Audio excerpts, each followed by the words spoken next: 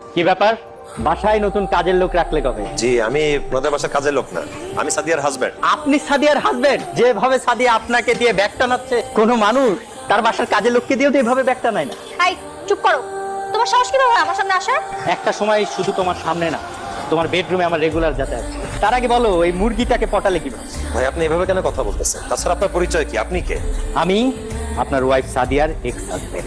Ex husband মানে কি বলতেছেন আপনি? আমি ঠিকই বলছি, আপনার আগে সাদিয়াকে আমি বিয়ে করি।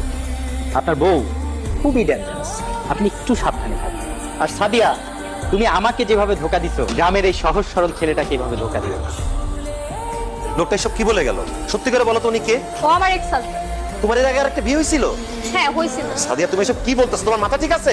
এর আগে তোমার বিয়ে হয়েছিল? এই সত্যিটা তুমি আমার কাছে কেন গোপন করছো? কেন বিয়ের আগে আমাকে বলো নাই? চুপ, আস্তে কথা বল। আমার এর আগে একটা বিয়ে হয়েছিল বলেই তোমার মতো একটা গ্রামের আনস্মার্ট খ্যাত ছেলেকে আমি বিয়ে করছি। এই ব্যাপার নিয়ে যাতে তোমার মুখে আর কখনো কোনো কথা না আসে। আমার পাপা কি বলেছিল মনে আছে না? ব্যাগগুলো গাড়িতে তুলো।